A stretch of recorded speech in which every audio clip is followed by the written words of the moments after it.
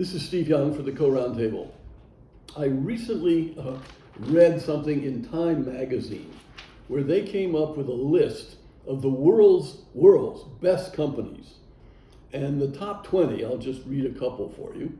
Microsoft, Apple, Alphabet, Meta Platforms, Accenture, Pfizer, American Express, Électricité de France, BMW Group.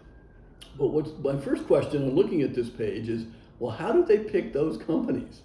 Of the how many companies do we have in the world? 100,000, something like that? Who knows, right?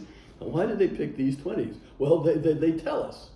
And what I'd like to do is I'd like to read this for you slowly and then ask you to be skeptical about the metrics that they used. How are they figuring out who is best or what is best? How do you put a priority on this and not on that? Big tech had a tough year, laying off tens of thousands of workers since January. But the biggest tech companies are also the ones doing best for investors, employees, and the planet. Microsoft, Apple, Alphabet, the company that owns Google, and Meta Platforms, formerly Facebook, were the top 4 companies in a new statistical ranking of 750 of the world's best companies by Time, and the data platform Statistica. The rankings are based on a formula of revenue growth, what a surprise, and employee satisfaction surveys, and rigorous environmental, social, and corporate governance, ESG or sustainability data. Tech companies performed well alongside IT and consulting firm Accenture and financial services company American Express, in part because their carbon emissions are lower than those of companies with significant physical footprints like airlines or big manufacturers. Now wait a moment. None of these companies actually run machinery. They're all office-based. They consume electricity. Was that counted? So it's pretty easy for a consulting firm, Accenture, right, to have low carbon emissions. I mean, how many automobiles does the company own? Is it cooking Coke in the offices in their 20-story office towers? So is there a bias hidden in there somewhere? But they also rank well because their employees are largely happy.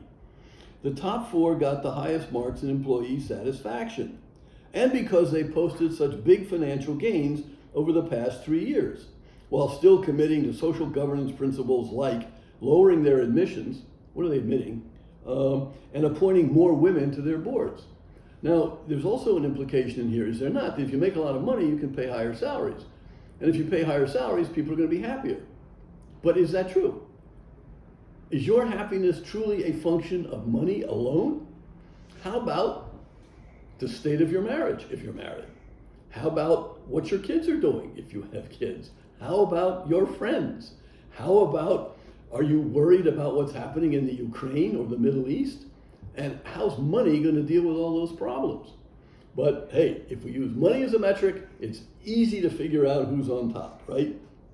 Microsoft, for example, the top company in the global rankings, made $72 billion in its most recent fiscal year, a 63% increase from 2020, while reducing overall emissions by 0.05%. Okay. In its most recent annual report, it also said that both racial and ethnic minority and women employees in the US earn more, on average, than their counterparts who were men.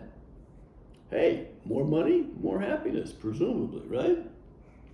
The way I think about our mission is to empower every person and every organization on the planet to achieve more.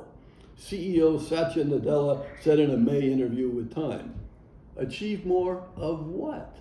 Oh, and how much more? And what are you going to do with it when you get it? Accenture, based in Dublin, had the highest ESG rank on the list. So the best performing environmental company is a consulting company that doesn't run any factories. We should be rewarding them. The company is committed to reaching net zero emissions and gender parity among its ranks by 2025, and has already significantly reduced its emissions, which were high to begin with, right, since 2019. Along with CEO Julie Sweet, half the members of its board of directors are female, as are 47% of its employees. The rankings show that tech and business service companies have officially unseated the manufacturers and consumer goods companies that once drove the global economy. Now, the world's best companies can make things like their predecessors did, while their employees, shareholders, and the planet profit too.